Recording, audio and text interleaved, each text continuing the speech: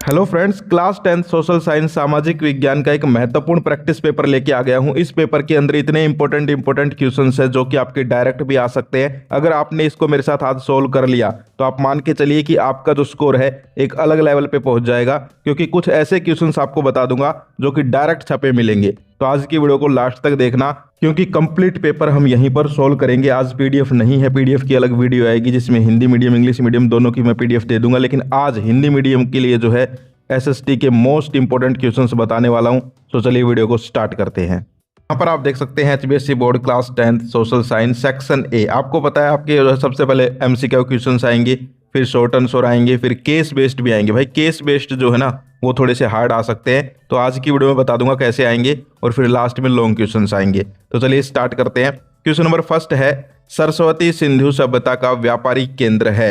ये जो वर्ड है ना सरस्वती सिंधु सभ्यता, मोस्ट इंपोर्टेंट है भाई। हड़प्पा सभ्यता, सरस्वती सिंधु सभ्यता, मोहनजोदड़ो, 2-3 क्वेश्चंस तुम्हारे पक्का छपे हुए हैं। पक्का कैसे छपे हुए हैं अब तुम कहोगे भाई बहुत बड़ा टॉपिक है ये, तो हमें ये बताओ ना क्या क्वेश्चन छपे हुए हैं।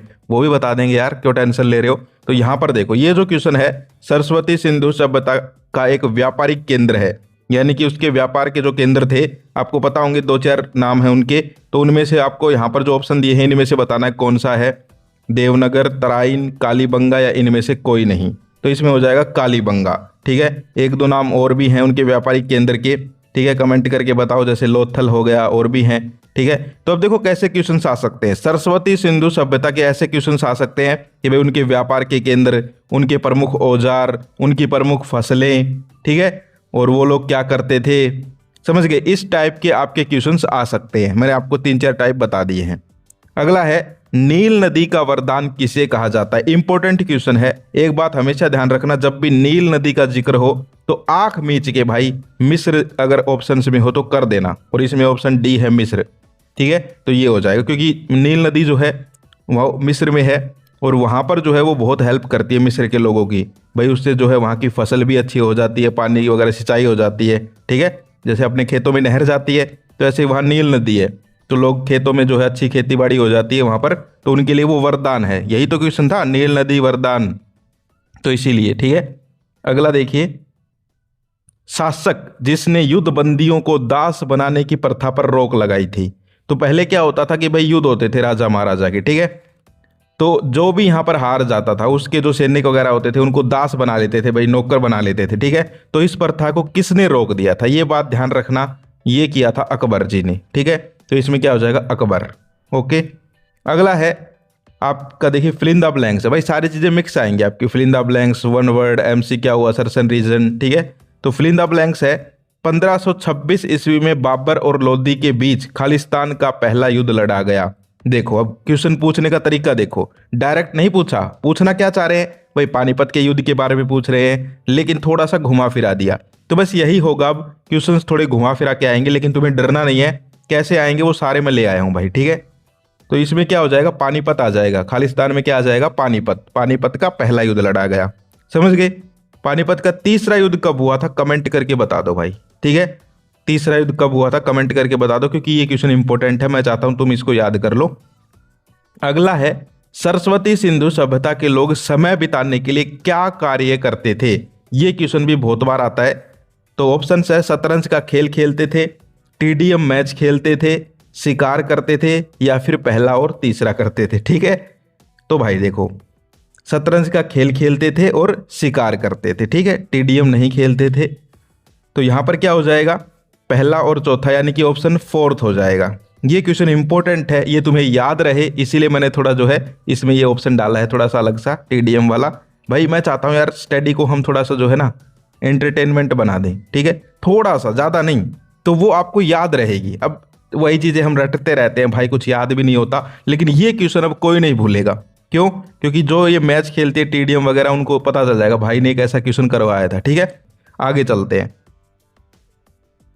कौन सी विशेषता संघीय सरकार से मेल नहीं खाती। ये भी एक इंपॉर्टेंट क्वेश्चन है जो कि बार बार आता रहता है। यहां पर आपसे पूछा कि कौन सी विशेषता संघीय व्यवस्था से मेल नहीं खाती है, नीचे विशेषताएं लिखी हैं। ठीक है, तो अब यहां पर टॉपिक पता है क्या है, संघीय व्यवस्था, संघवाद, संघीय सरकार, उससे रिलेटेड है ये। तो ऐसे क्वेश्चंस जो है घुमा फिरा के आएंगे, मैं पहले बता रहा हूं। ठीक है, डायरेक्ट नहीं आएंगे अब। थोड़ी घुमा फिरा के आएंगे। तो कौन सा हो जाएगा, इसमें हो जाएगा भाई आपका ऑप्शन थर्ड, शासन का एक ही सत्र। ठीक है, क्योंकि संघीय व्यवस्था में जो है केंद्र सरकार भी होती है और राज्य सरकार भी होती है, तो ये जो है शासन का एक स्तर नहीं होता। यहां पर पूछा है मेल नहीं खाती, मतलब सिंपल भाषा में बताऊं तो ये जो चार ऑप्शन है इसमें से कौन सी चीज ऐसी है जो नहीं होती, ये पूछना है। ठीक है, तो ये शासन का एक स्तर नहीं होता, अलग अलग स्तर होते हैं भाई। अपने देश में भी देखो ना कैसी सरकार है भाई, ऊपर मोदी जी हैं, फिर अलग अलग राज्य हैं, उनके अलग अलग मुख्यमंत्री हैं। ठीक है, तो ऐसे है। अगला है 2011 में जनगणना, मोस्ट इंपोर्टेंट एक क्वेश्चन पक्का छपा हुआ है भाई, पक्का छपा हुआ है जनगणना का एक क्वेश्चन, चाहे वो एमसीक्यू हो, चाहे फिल इन द ब्लैंक्स हो, चाहे असर्शन रीजन हो। ये मैं नहीं बता सकता कि भाई वो कौन सा क्वेश्चन है, लेकिन एक क्वेश्चन जनगणना का छपा हुआ है, इतना मैं तुम्हें पक्का बता सकता हूं। तो यहां पर देखो जनगणना में 2011 के पूछिए भाई। ठीक है, 2011 की ही इंपॉर्टेंट है क्योंकि ये लास्ट हुई थी, अभी तो हुई नहीं है नई, तो इससे ही क्वेश्चन आते हैं। तो 2011 में जनगणना के अनुसार भारत का लिंग अनुपात कितना था, तो कितना था, ऑप्शन थर्ड कर लेंगे 943, 943। ठीक है, ऐसे क्वेश्चन तुम्हारे कैसे आ सकते हैं भाई, तुम्हारे आ सकते हैं 2011 जनगणना में बाल लिंग अनुपात कितना था, बच्चों का पूछ सकते हैं, इसके अलावा साक्षरता दर कितनी थी, समझ गए, इस टाइप से पूछ सकते हैं। अगला है निम्नलिखित में से कौन सा राष्ट्रीय राजनीतिक दल नहीं है। ये छोटे छोटे वर्ड्स हैं, इनका ध्यान रखना, नहीं है, इनमें कई बार जो है हम गलती कर बैठते हैं। ठीक है, हम पढ़ते हैं अच्छा राष्ट्रीय दल पूछा, ले भाई निशान लगा दिए ना, फिर आगे देखते हैं अच्छा नहीं पूछा था भाई इसने, तो ये क्या कर दिया हमने। ठीक है, तो इसीलिए आपको जो है ध्यान से क्वेश्चन को पढ़ना है। ये जो कुछ सब्जेक्ट होते हैं ना, इनमें ही खेल करते हैं ये लोग, साइंस हो गया, एसएसटी हो गया, इनमें ये थोड़े क्वेश्चंस को घुमा देते हैं। तो इसमें देखो राष्ट्रीय राजनीतिक दल मतलब जो बड़े राजनीतिक दल हैं, अब तुम नहीं समझ रहे हो तो और सिंपल भाषा में समझो, जो पार्टियां हैं जैसे बीजेपी, कांग्रेस, इनकी बात हो रही है। ठीक है, और ये महत्वपूर्ण है, इनके ऊपर क्वेश्चन पक्का आएंगे, जो राजनीतिक दल है ना भारत के, उनके ऊपर क्वेश्चन पक्का आएंगे। ठीक है, तो यहाँ पर देखिए इनमें से कौन सा नहीं है, तो पहला है भारतीय राष्ट्रीय कांग्रेस, भाई कांग्रेस तो बड़े लेवल पे है, तो ये तो है। अगला है राष्ट्रीय जनता दल, देखो इसके बारे में बताऊंगा। अगला ऑप्शन पढ़ो बहुजन समाज पार्टी, ये मायावती जी की पार्टी है, हाथी इनका चुनाव चिन्ह है, तो ये भी है। और अगला है राष्ट्रवादी कांग्रेस पार्टी, तो ये भी है। तो इसमें क्या हो जाएगा, राष्ट्रीय जनता दल, ये जो है ये एक ही राज्य में है, और कहां पर है, ये है बिहार में। ठीक है, लालू जी का नाम सुना है, लालू, तो उनकी पार्टी है ये। तो ये जो है राष्ट्रीय लेवल की पार्टी नहीं है, राज्य पे ही काम करती है, जैसे हमारे जेजेपी है, आईएनएलडी है। ठीक है, ऐसे आगे चलते हैं, आ रहा है पढ़ने में मजा। ठीक है, ऐसे ही पढ़ना चाहिए भाई, इंटरेस्ट लेके। ठीक है, चीज़ों को समझ के पढ़ोगे ना बहुत इजी हो जाएगी एसएसटी। मुझे पता है स्कूल में टीचर्स कैसे पढ़ाते हैं भाई, सीधे समझा देते हैं थोड़ा बहुत। ठीक है, चैप्टर पढ़ा दिया, फिर क्वेश्चंस याद कर लो भाई, अरे यार क्वेश्चंस को समझाओ बच्चों को ताकि उन्हें इंटरेस्ट आए। अगला है विश्व के अधिकांश देशों के लोग खालिस्तान शासन व्यवस्था को पसंद करते हैं। अब ऐसा क्वेश्चन आ गया, तुम घबरा गए भाई क्या करें इसमें, तो देखो विश्व के अधिकांश लोग, यानी तुम्हारी ही तो बात हो रही है, तुम भी विश्व में ही रहते हो। ठीक है, जुपिटर पे तो रहते नहीं हो, तो तुम्हारी बात हो रही है, तुम्हें कैसी शासन व्यवस्था पसंद है। दो प्रकार की शासन व्यवस्था होती है, एक होती है लोकतांत्रिक, एक होता है तानाशाही। अब तानाशाही किसी को पसंद है क्या, अब भाई ये तानाशाही क्या चीज है, तानाशाही का मतलब होता है कि भाई एक आदमी का कंट्रोल रहेगा सब पे। ठीक है, अब तुम्हें अच्छा लगता है कि कोई तुम्हें पूरा कंट्रोल कर ले। ठीक है, ना तुम अपने कपड़े पसंद के पहन पाओ, ना तुम पसंद का खाना खा पाओ, ना कहीं घूमने जा पाओ। ठीक है, नहीं है ना पसंद, तो कैसी शासन व्यवस्था पसंद है, लोकतांत्रिक। क्यों, क्योंकि उसमें जो है लोगों की भागीदारी होती है। ठीक है, इसीलिए तो लोकतांत्रिक है वो, तो इसमें क्या आ जाएगा, लोकतांत्रिक। ठीक है, लोकतांत्रिक लिख देंगे इसमें। अगला है निम्नलिखित राज्यों में से, ऐसे क्वेश्चंस बहुत आते हैं, निम्नलिखित राज्यों में से भू निम्नीकरण का मुख्य कारण अतिचारण है। अब आधों को ये क्वेश्चन समझ में नहीं आया भाई क्या पूछना चाह रहे हैं। तुम्हें नीचे राज्य दे दिए, झारखंड, उड़ीसा, मध्य प्रदेश, पंजाब, हरियाणा, केरल। ठीक है, इनमें से तुम्हें बताना है किस राज्य में, ये जो दो दो का पेयर बना के दिए हैं, जोड़ा बना के, भू निम्नीकरण का मुख्य कारण अतिचारण है। अतिचारण क्या होता है पता है, तुमने ये लोग देखे कई बार जो है गायें लेके आते हैं सड़कों पे। ठीक है, गांव वाले जो स्टूडेंट्स हैं उन्होंने देखे होंगे, मे बी सिटीज़ में शायद ये ना आते हों, लेकिन अब हमारे यहाँ तो गांव में तो आते हैं। ठीक है, महेंद्रगढ़ नारनौल साइड में तो इसमें क्या होता है, वो घूमते रहते हैं। ठीक है, उनकी वो गायें होती हैं लंबे लंबे सींग वाली, किस किस ने देखी हैं, तो वो चलती रहती हैं रोडों पर। ठीक है, और वो चराते रहते हैं। तो ऐसे ही यहाँ पर कह रहा है अतिचारण यानी कि चराना, ठीक है, पशुओं को चराना। तो कह रहा है कि किन राज्यों में भू निम्नीकरण का मुख्य कारण है कि भाई वहां पर जो है सारी भूमि को चरा देते हैं, ठीक है, सब कुछ जो है जो भी बोते हैं चरा देते हैं। तो वो कौन से राज्य हैं? मध्य प्रदेश और राजस्थान। यहाँ पर जो है बहुत ज़्यादा पशु हैं और वो जो है चरते रहते हैं सारे दिन, तो वहाँ पर भू निम्नीकरण है, फिर जो है फसल को थोड़ा नुकसान भी होता है। इसके बाद अगला है 11 का, विवेक एक बिस्कुट का पैकेट खरीदता है लेकिन उसका वजन पैकेट पर लिखे वजन से कम है, उसे क्या करना चाहिए? तो क्वेश्चन को समझे, थोड़ा सा कॉम्पिटेंसी बेस्ड कॉन्सेप्चुअल क्वेश्चन बना रखा है। तो इसमें कह रहा है विवेक है वो एक बिस्कुट का पैकेट खरीद लेता है। आप लोग अपने ऊपर मान लो इस क्वेश्चन को, भाई आप लोग अपना अपना नाम सोच लो, ठीक है। आप लोगों ने एक बिस्कुट का पैकेट खरीदा, अब क्या हो गया, उस पे जो वजन लिख रखा था, मान लीजिए उस पे लिख रखा था 18 ग्राम, लेकिन तुमने आके घर पे उसको वजन देखा तो वो तो था 15 ग्राम, यानी कम है। तो अब तुम्हें क्या करना चाहिए? अब तुम देखिए ऑप्शन पढ़िए, इसे एक छोटी सी बात मानकर नज़रअंदाज करना चाहिए। अब हम सब लोग यही कर देंगे, अगर रियल लाइफ की बात करें तो हम सब यही कर देंगे, भाई अब कौन जो है पंगा ले जाकर, ठीक है। लेकिन भाई यहाँ तो किताब पढ़ाई जा रही है ना, हमें तो किताब के अकॉर्डिंग आंसर करना है। हमें जो है एजुकेशन इसीलिए दी जा रही है, ठीक है, कि हमें अपने अधिकार पता चले। तो अगला ऑप्शन पढ़िए, सूचित किए जाने के अधिकार, राइट टू इन्फॉर्मेशन के तहत शिकायत दर्ज कराएंगे। अगला है केवल उस ब्रांड का सामान खरीदना बंद कर देंगे, और अगला है सिर्फ दुकानदार से ही शिकायत करेंगे। तो हम तो जो है क्या करेंगे, अगर सच्चाई की बात करूं तो या तो थोड़ी सी बहस कर लेंगे दुकानदार से, ठीक है, या फिर जो है उसको नज़रअंदाज कर देंगे, यानी ऑप्शन पहला और फोर्थ करेंगे हम तो, ठीक है। लेकिन हमें तो भाई किताब के अकॉर्डिंग आंसर करना है, ठीक है। तो इसमें क्या हो जाएगा, ऑप्शन सेकंड हो जाएगा, सूचित किए जाने के अधिकार के तहत शिकायत दर्ज करेंगे। यानी कि आपने उपभोक्ता अधिकार पढ़े होंगे, वहीं से ये क्वेश्चन है। तो उपभोक्ता के जो अधिकार हैं उनमें से एक अधिकार है सूचना का अधिकार, सूचित किए जाने का अधिकार। तो उसके अकॉर्डिंग जो है शिकायत दर्ज करवा देंगे जाके कंज्यूमर कोर्ट में कि भाई ऐसे ऐसे हमने ये बिस्कुट खरीदा, इसका वजन जो है 18 ग्राम लिख रखा है लेकिन इसमें तो वजन 15 ग्राम है, यानी कि जो कस्टमर्स हैं उनके साथ धोखा हो रहा है, ठीक है। आगे चलते हैं, सरदार सरोवर बांध किस नदी पर स्थित है? तो आपके जो बांध है ना, बांध हैं, ठीक है, बंदरगाह हैं, इनके ऊपर क्वेश्चंस पक्का आएंगे। तो किस नदी पर है भाई? ये सरदार सरोवर बांध, तो ये है आपका नर्मदा नदी पर। इन ऑप्शंस में से क्या हो जाएगा, ऑप्शन फोर्थ हो जाएगा, नर्मदा नदी। अगला है किसानों के लाभ के लिए भारत सरकार ने क्या कदम उठाए हैं? इंपॉर्टेंट क्वेश्चन है, थोड़ा कॉन्सेप्चुअल क्वेश्चन है, नया क्वेश्चन है। देखिए, किसान क्रेडिट कार्ड बना दिया, व्यक्तिगत दुर्घटना बीमा योजना, न्यूनतम सहायता मूल्य, या फिर उपयुक्त सभी। तो ये सारे काम कर दिए हैं भाई सरकार ने, यानी उपयुक्त सभी हो जाएगा। अगला है भारत का कॉफी का कटोरा खालिस्तान राज्य को कहा जाता है। देखिए कितना अच्छा खालिस्तान है। तो कॉफी कहाँ पर होती है सबसे ज़्यादा? कर्नाटक। तो इसमें क्या आ जाएगा, कर्नाटक, ठीक है। चाय का आ जाए तो चाय, तो फिर हो जाएगा आसाम, समझ गए। आगे देखिए प्रश्न नंबर 15, विश्व बैंक की विकास रिपोर्ट निम्नलिखित में से किसके आधार पर तैयार की जाती है? अच्छा क्वेश्चन है, नए नए क्वेश्चन है ना, थोड़े वही घिसे पिटे पुराने क्वेश्चंस नहीं लेके आया भाई, नए क्वेश्चंस लेके आया हूँ जो कि अब आने लग गए हैं। तो इसमें क्या हो जाएगा, विश्व बैंक की विकास रिपोर्ट निम्नलिखित में से किसके आधार पर तैयार की जाती है? ऑप्शन है प्रति व्यक्ति आय, स्वास्थ्य सेवाएं, साक्षरता, स्वतंत्रता। तो इसमें हो जाएगा प्रति व्यक्ति आय, ठीक है। अगला है निम्नलिखित में से कौन सा उदाहरण असंगठित क्षेत्र के अंतर्गत नहीं आता? इनके ऊपर एक क्वेश्चन पक्का आएगा, संगठित क्षेत्र, असंगठित क्षेत्र, दोनों के बीच अंतर भी आ सकता है, वरना फिर एमसीक्यू क्वेश्चन भी आ सकता है ऐसे। तो देखो, असंगठित संगठन क्या होता है भाई, सब मिलकर काम करते हैं, और असंगठित मतलब सब अपना अपना अलग अलग काम कर रहे हैं, ठीक है। अब तुम लोग हो सारे स्टूडेंट्स हो, ठीक है, सब अपना अपना पढ़ते हैं।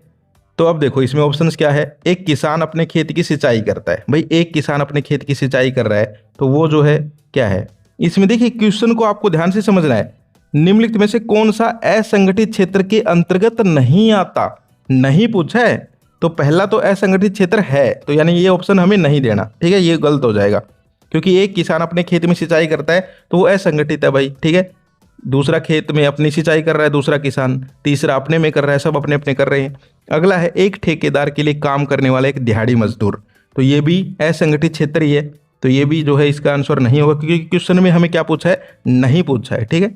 अगला है एक अस्पताल में एक डॉक्टर एक मरीज का इलाज कर रहा है, तो ये हो जाएगा इसका आंसर, क्योंकि देखो अस्पताल है उसके अंदर भाई गिनती के डॉक्टर हैं, सब डॉक्टर जो है इलाज करते हैं, सबको जो है पैसे मिलते हैं, तनख्वाह मिलती है, तो वो एक संगठित क्षेत्र है, समझ गए। तो इसके आप डिफरेंस समझ लो, असंगठित क्षेत्र और संगठित क्षेत्र। असंगठित मतलब लोग अलग अलग काम करते हैं, अपना अपना काम करते हैं, किसी को किसी से मतलब नहीं, ठीक है।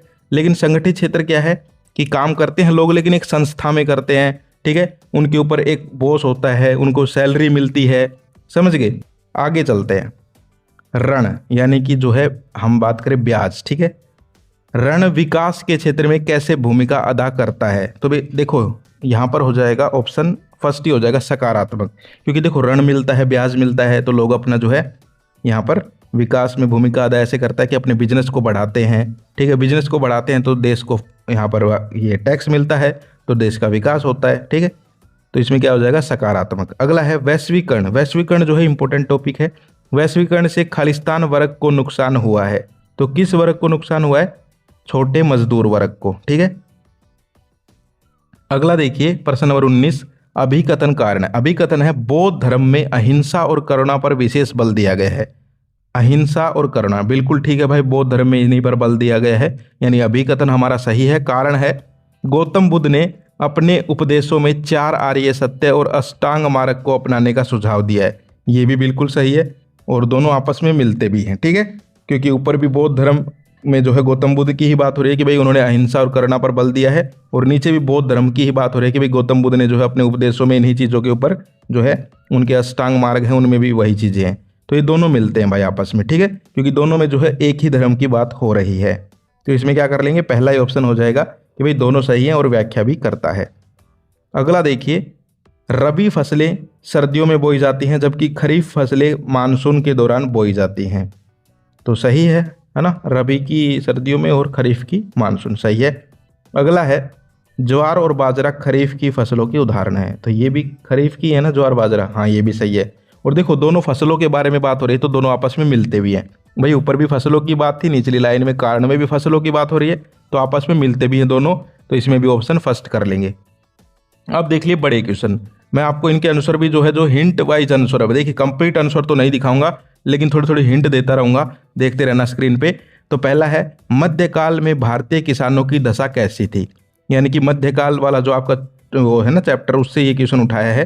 तो वहां पर पूछा है किसानों की दशा कैसी थी, तो भाई किसानों की दशा बहुत दयनीय थी, ठीक है। उन्हें बहुत दुख झेलने पड़ते थे, जो शासक और जमींदार थे वो उनका शोषण करते थे, तो लिख दोगे ऐसे ये हो जाएगा। अगला देखिए, चीनी खरबूजे का काटा जाना, कथन को स्पष्ट करें। तो ये एक क्वेश्चन है जो एक बार देखा गया, हरियाणा बोर्ड ने पूछा, तो मुझे लगा भाई अब की बार भी क्या पता पूछ ले, तो ये क्वेश्चन मैं लेके आया हूँ, चीनी खरबूजे का काटा जाना, ठीक है। तो ये जो है भारत और चीन के जो है जो व्यापार होता था उसको दर्शाता है, ठीक है, कि भाई अपने ही देशों के जो है बाजार यहाँ पर आर्थिक उन्नति करें। अगला है बेल्जियम की जटिल जातीय बुनावट के बारे में आप क्या समझते हैं। तो बेल्जियम की जो जाति हैं उनके बारे में क्वेश्चन है भाई, ठीक है। तो वहाँ पर 3 समुदाय रहते हैं, डच भाषा बोलने वाले, फ्रेंच भाषी और जर्मन भाषी, तो वहाँ पर तीनों जो है रहते हैं, उसके बारे में जो है आपको बताना है। अगला है संघीय व्यवस्था कैसे चलती है और संघवाद को स्पष्ट करें। तो संघवाद क्या है, व्यवस्था है जिसमें शक्ति केंद्र और राज्यों के बीच बटी हुई होती है, ठीक है, समझ गए। यानी कि ऐसी व्यवस्था होती है संघीय सरकार व्यवस्था भाई, जहाँ पर जैसे अपने ही देश में संघीय ही है भाई, ऊपर मोदी जी हैं, अलग अलग जो है राज्यों के मुख्यमंत्री बना रखे हैं, फिर ठीक है हरियाणा के नायब सैनी जी हो गए, ठीक है, राजस्थान के हो गए, ऐसे अलग, इधर पंजाब के अलग अलग हैं, ठीक है, यानी कि अलग अलग। और कई देशों में तुमने देखा होगा वहाँ पर जो है तानाशाही है, ठीक है, एक ही इंसान है पूरे देश को वही चलाता है, समझ गए। तो वहाँ पर संघीय व्यवस्था नहीं है, कर लोगे। अगला है बांगर और खादर में अंतर स्पष्ट कीजिए। भाई इतना फेवरेट क्वेश्चन है ना ये, कि भूगोल से अगर कोई टीचर पेपर बनाता है और उसके सामने ये क्वेश्चन आ गया तो वो पेपर में डाल ही देता है, तो ये क्वेश्चन आप लोग पक्का कर लो भाई, ठीक है। बांगर और खादर में क्या अंतर है ये आप पक्का कर लीजिए, 1-2 अंतर तो आपके पक्का आएंगे ही आएंगे। इसके बाद अगला देखिए, वन और वन्य जीव संरक्षण में लोगों की भागीदारी कैसे महत्वपूर्ण है। तो देखिए बिल्कुल महत्वपूर्ण है लोगों की भागीदारी भाई, लोग ही अगर नहीं बचाएंगे वनों को, अगर पेड़ कटते रहेंगे, आजकल तुम देख रहे हो अभी से गर्मी स्टार्ट हो गई है भाई, लेकिन आज से 8-10 साल पहले अभी सर्दी रहती थी, मार्च के अप्रैल में जाके गर्मी स्टार्ट होती थी, लेकिन अभी मार्च में ही यहाँ पर जो है गर्मियाँ स्टार्ट हो गई। क्यों? क्योंकि ग्लोबल वार्मिंग बढ़ रही है भाई, तापमान बढ़ रहा है धरती का, ठीक है। आने वाले थोड़े दिनों में तो पता चलेगा कि भाई सर्दियाँ ही गायब हो गई, सिर्फ जो है 10 दिन की सर्दी होती है दिसंबर में, ठीक है, ऐसा हो सकता है, तो इसलिए जो है पेड़ लगाया करो। किस किस ने पेड़ लगाया है आज तक, एक भी पेड़? कमेंट करके बताओ भाई, मैं खुद उसके कमेंट को जो है हार्ट दूंगा, रिप्लाई करूंगा, क्योंकि उन्होंने बहुत अच्छा काम किया है। अगर पेड़ लगाया है तो किस किस ने लगाया है। तो इसमें क्या हो जाएगा भाई, वन्य जीव का संरक्षण करना चाहिए, ठीक है, जैसे वृक्षारोपण करना चाहिए, जंगल की रक्षा करनी चाहिए। आपके आसपास भी कोई पेड़ है तो उसको तुम लोग जो है बड़ा कर सकते हो, पानी दे सकते हो रोज, ठीक है। यही होता है भाई देश की रक्षा करना। ऐसा नहीं कि सभी जो है बॉर्डर पे जाके ही रक्षा करे, तुम अपने जहाँ रहते हो वहाँ भी रक्षा कर सकते हो, पेड़ लगाया करो, ठीक है। मैं भी लगाऊंगा, मैं तुम्हें ज्ञान नहीं दे रहा हूँ, मैं भी करूंगा इसको, ठीक है। अगला है, उपभोक्ता के विभिन्न कर्तव्यों और अधिकारों का वर्णन कीजिए। तो देखिए अभी एक क्वेश्चन आया था ना ऊपर, विवेक ने एक पैकेट खरीदा था, विवेक भाई ने बिस्कुट का, और उनके बिस्कुट कम निकल गए थे। तो वही है ये उपभोक्ता के अधिकार। तो सारे अधिकार तुम्हें याद होने चाहिए, जैसे सुरक्षा का अधिकार, सूचना का अधिकार, चुनने का अधिकार, क्षतिपूर्ति का अधिकार, ठीक है। और कुछ कर्तव्य भी होते हैं, उनके बारे में पढ़ लेना। जैसे बिल लेना, कोई भी तुम सामान खरीदो उसका बिल जरूर लिया करो, ठीक है। बिल लेना बहुत जरूरी है। इसके अलावा अगला है, भारत को एक विकसित देश बनाने के लिए क्या करना चाहिए। अब बताओ, ये क्वेश्चन पढ़ाने का है। विकसित देश बनाने के लिए क्या करेंगे भाई? देखिए सबसे पहले रोजगार को बढ़ावा देना चाहिए, ठीक है, भ्रष्टाचार को कम करना चाहिए, समझ गए, शिक्षा का महत्व देना चाहिए। तो ये चीजें करेंगे। इसके बाद देखिए अब केस बेस्ड क्वेश्चन देख लो कैसे सोल्व करने हैं। ये जो है थोड़े से यहाँ पर ट्रिकी क्वेश्चंस आ सकते हैं तुम्हारे, लेकिन जैसे इंग्लिश में पैसेज आते हैं, हिंदी में गद्यांश आते हैं, वैसे ही ये हैं भाई, ठीक है, कुछ अलग नहीं है। बस थोड़ा सा इनमें जो है क्वेश्चंस तुम्हें ढूंढने पड़ते हैं, थोड़ा दिमाग लगाना पड़ता है। इंग्लिश हिंदी में तो फिर भी डायरेक्ट जो है लाइनों में लिखे रहते हैं, ठीक है। तो यहाँ पर क्वेश्चन पढ़िए डायरेक्ट, ठीक है, इसको पढ़ने की जरूरत नहीं है, क्वेश्चन पढ़ लिया करो डायरेक्ट। भारत पर सबसे पहले किस विदेशी जाति ने आक्रमण किया? तो अब इसको पढ़ो ये पैसेज, ठीक। तुम ये मानो ही मत कि भाई ये क्वेश्चन है, तुम ये मानो हम जो है हिंदी का जो है गद्यांश सोल्व कर रहे हैं, ठीक है, समझ गए। तो इसमें क्या हो जाएगा, देखिए भारत पर सबसे पहले किस विदेशी जाति ने आक्रमण किया, तो यहाँ से कीवर्ड ले लो, जाति ढूंढो। यहाँ पर भारत पर अनेक विदेशी आक्रमण हुए, ठीक है, जिसमें यूनानी, शक, कुषाण, हुण, तुर्क। तो सबसे पहले किसका नाम आया? यूनानी। तो इसमें क्या कर देंगे, सबसे पहले किसने जो है आक्रमण किया? यूनानियों ने, ठीक है। इसमें पहले का आंसर क्या हो जाएगा? यूनानियों ने। अगला है, तुर्क आक्रमण का भारत पर क्या प्रभाव पड़ा? तो इसमें देखो कोई लाइन होगी तुर्क की, ये देखो यहाँ पर लिखा हुआ, तुर्क आक्रमणों के परिणाम स्वरूप भारत में मुस्लिम शासन की स्थापना हो गई। कि भाई जब तुर्कों ने आक्रमण किया तो मुस्लिम आ गए थे भारत में, उन्होंने जो है शासन करना स्टार्ट कर दिया। तो इसमें क्या हो जाएगा, तुर्क आक्रमण के बाद भारत में मुस्लिम शासन की स्थापना हुई। अगला देखिए, विदेशी आक्रमणों के कारण भारतीय समाज में कौन कौन से परिवर्तन हुए, ये आपको बताना है। तो कहीं पर परिवर्तन लिखा हुआ है, देखो इसमें पैसेज में। तुम ये मानो ही मत कि भाई ये एसएसटी का केस बेस्ड क्वेश्चन है, तुम ये मान के चलो पैसेज है ये, ठीक है। तो इसमें देखो परिवर्तन कहाँ लिखा हुआ है, ये लिखा हुआ देखो, परिवर्तन आया। तो ये पूरी लाइन यहाँ से पढ़ो स्टार्टिंग से। इन आक्रमणों ने भारतीय शिल्पकला, व्यापार और प्रशासन में भी परिवर्तन आया, ठीक है। विदेश आक्रमणों ने भारतीय समाज को नई सांस्कृतिक विशेषता प्रदान करी, जिससे भारत की विविधता और समृद्धि बढ़ी।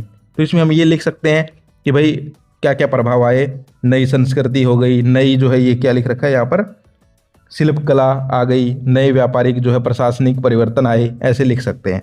अगला देखते हैं, ये जो है बहुउद्देश्य परियोजना, अच्छा उसका है। तो इसके भी देखिए मैंने यहाँ पर सोल्व करके आंसर भी लिख दिए हैं भाई इसमें, ठीक है। पहला क्वेश्चन है, जल संचयन प्रणाली एक व्यवहारिक विकल्प क्यों है? ऐसे ही लिखना भाई आपको, जहां भी आपका कीवर्ड मिल जाए ना, क्वेश्चन का एक कीवर्ड ले लेना, वहीं जो है उसी लाइन को लिख देना, तुम्हारे आंसर सही हो जाएंगे। तो ये देख लो भाई। अगला है, छत पर वर्षा जल संचयन की प्रक्रिया का वर्णन करें। तो छत पर जैसे यहाँ पर जो राजस्थान वगैरह है ना, वहाँ पर पता क्या करते हैं, वहाँ पर नीचे डैम बना लेते हैं, मतलब यहाँ पर जो टैंक होते हैं ना वो बना लेते हैं। जैसे हम लोग हौद बनाते हैं ना अपने घरों में, तो ऐसे टैंक बना लेते हैं। जब भी बारिश आती है ना उसको खोल देते हैं और छत वगैरह का सारा पानी उसमें भर लेते हैं। मैंने खुद देखा भाई, ठीक है, मेरे मामा रहते हैं राजस्थान में, मैंने खुद देखा वहाँ पर जाके। और फिर उस ही को पीते हैं भाई वो लोग। हम तो ये सोचते हैं यार ये गंदा पानी होगा ये वो, ना, उसी को पीते रहते हैं, क्योंकि वहाँ पानी की कमी है। अपने तो फिर भी नलके वगैरह आते हैं, उधर भाई पानी की कमी है, ठीक है। तो वो ऐसे ही जो है जल का सेचन करते हैं, यानी कि जल को इकट्ठा करते हैं, ठीक है। सो ये कर लोगे आप लोग, इसका आंसर भी आप लोग देख सकते हो, थर्ड क्वेश्चन है उसमें भी देख सकते हो आप लोग, बावड़िया वगैरह जो है। अब अगला देख लो, अगला अर्थव्यवस्था के बारे में है। तो ये देखो क्वेश्चन है, प्राथमिक क्षेत्र के अंतर्गत कौन कौन सी गतिविधियां आती हैं, ठीक है। तो ये इंपॉर्टेंट है, देखो एक अभी एमसीक्यू भी आए थे ना ऐसा, ठीक है। तो प्राथमिक क्षेत्र के अंदर इसमें देखनी है हमें। तो इसमें देखो प्राथमिक कहाँ लिखा हुआ है, प्राथमिक ये रहा, कृषि एवं संबंधित गतिविधियां, तो इसमें क्या कर देंगे कृषि, ठीक है, कृषि पशुपालन, ठीक है, ये हो जाएगा पहले का आंसर। दूसरा है द्वितीयक क्षेत्रगत का प्रमुख कार्य क्या है, तो द्वितीयक कहाँ लिखा हुआ है, ये लिखा हुआ उद्योग, तो इसमें क्या हो जाएगा उद्योग है भाई, ठीक है। और अगला है अर्थव्यवस्था के असंतुलन को दूर करने के लिए सरकार को क्या करना चाहिए। देखिए सरकार ने इस असंतुलन को दूर करने के लिए विभिन्न योजनाएं शुरू की हैं, समझ गए। तो यहाँ पर कौन कौन सी योजनाएं हैं, यहाँ पर ऊपर देखना पड़ेगा आपको थोड़ा सा, उद्योग बढ़ाना, रोजगार के अवसर उपलब्ध करवाना, ये सारी चीज़ें इसमें लिख देंगे। इसके बाद अगला आएगा वो धर्मनिरपेक्षता। देखो धर्मनिरपेक्षता एक इंपॉर्टेंट टॉपिक है, इसका जो है छोटा मोटा क्वेश्चन पक्का आएगा। तो धर्मनिरपेक्षता का है अगला, भाई कौन सा अनुच्छेद है उसके बारे में पूछ रखा है, ठीक है। तो इसमें देखिए अनुच्छेद कहाँ लिखा हुआ है, ये लिखा हुआ अनुच्छेद 25 से 28, तो पहले का आंसर ये हो जाएगा। दूसरा है भारतीय सरकार का क्या धर्म है, तो इसका आंसर हमेशा ध्यान रखो कोई धर्म नहीं है भाई, एक कोई धर्म नहीं है, सब धर्मों के लोग रहते हैं भारत में, तो ठीक है, तो ये कर लोगे। इसके बाद देखो बड़े क्वेश्चन, इंपॉर्टेंट निशान लगा लो। पहला है स्वतंत्रता आंदोलन में भगत सिंह, राजगुरु, सुखदेव के योगदान को स्पष्ट करें। मोस्ट इंपॉर्टेंट क्वेश्चन, नया क्वेश्चन है, आ सकता है। अगला है आपातकाल। आपातकाल का एक क्वेश्चन आ सकता है तुम्हारे, यहाँ पर दे रखा है आपातकाल के सकारात्मक और नकारात्मक प्रभाव पर संक्षिप्त नोट लिखिए, इंपॉर्टेंट क्वेश्चन है। अगला है हमें खनिजों के संरक्षण की आवश्यकता क्यों है, स्पष्ट करें, मोस्ट इंपॉर्टेंट। ये स्क्रीनशॉट ले लो भाई इसका, ठीक है, स्क्रीनशॉट ले लो, आज कोई पीडीएफ नहीं है।